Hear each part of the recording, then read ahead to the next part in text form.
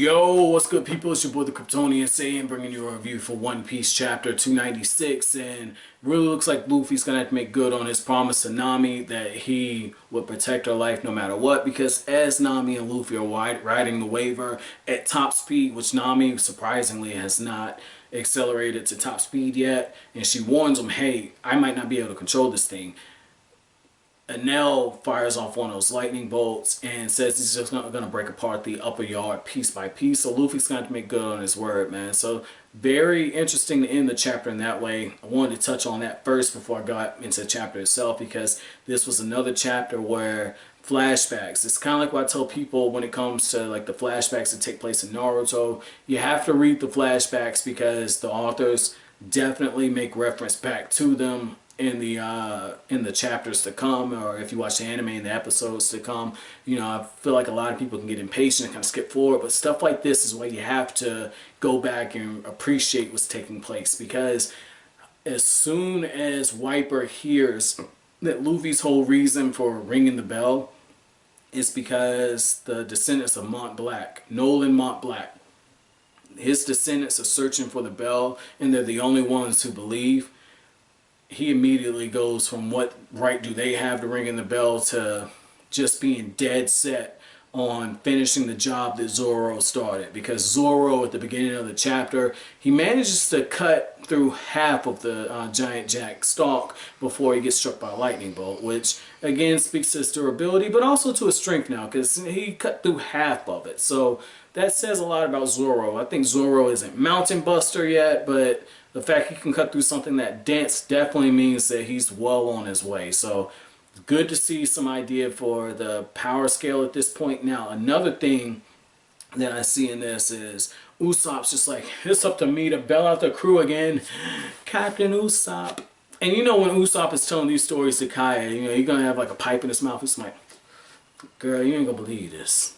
One time I was on this island in the sky. You remember that one? About the island in the sky? Yo, check this out, girl. So what happened was the crew, they were fighting this god that could fire lightning bolts. And I was just letting them test themselves. But me being the captain and everything, I had to, you know, kind of step up and do my thing. I got tired of waiting for the god to come down to fight. So what I did, I just took out one of my exploding stars. I fired it at the beanstalk where the giant lives at the top of it, because Usopp's going to add some stories to it. I fired the exploding star and the entire beanstalk disintegrated.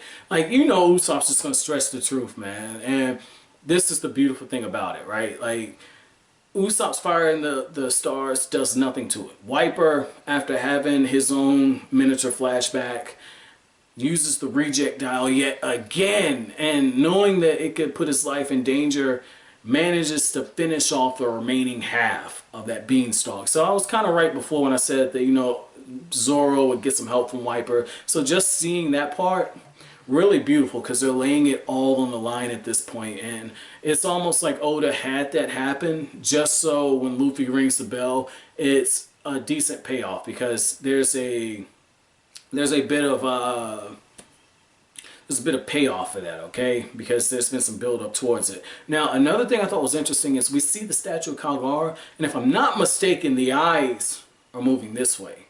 And the reason why I wanted to kind of point that out, because before I could have swore the eyes were pointing forward, and now we see the eyes are slanted. And another thing that we see is like the flashback where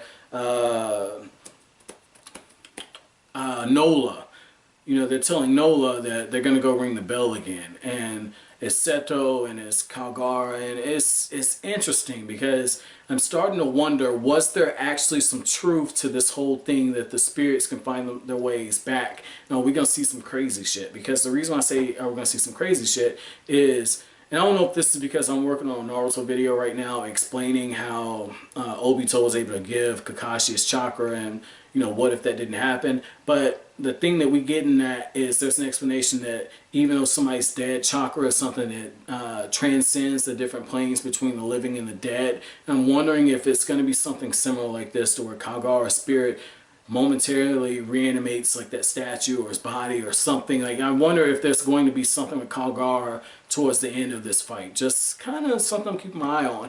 But what's also interesting about this is the fact that Enel very cocky. He lets Wyper do what he does. He lets Zoro do what he does because he has the mantra ability, so he's well aware. And so when Luffy and Nami are kind of rushing forward, I think he sees Luffy as the only threat.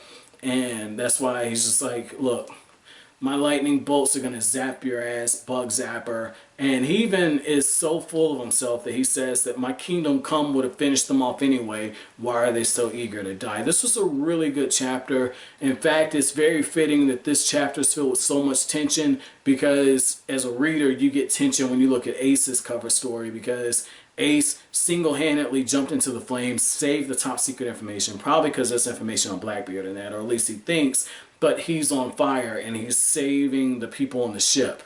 So that's interesting. Looks like Ace is going to be outed. My chapter question for you guys is going to be, what did you think about what I said about the statue and potentially the statue being alive, or it kind of coming back into play some type of way later on, as well as what did you think, so this is a two-part, but what did you think about Wyper seemingly passing the torch on to Luffy to ring that bell? Like, ring that bell, ring that bell. Like, it seems like that's where we're kind of going with this. But as always, guys, if you like anything I had to say, hit that like button, as it really helps out the channel. Make sure you comment, rate, subscribe, share. I will greatly appreciate it. Thank you for watching, guys. Have an awesome day.「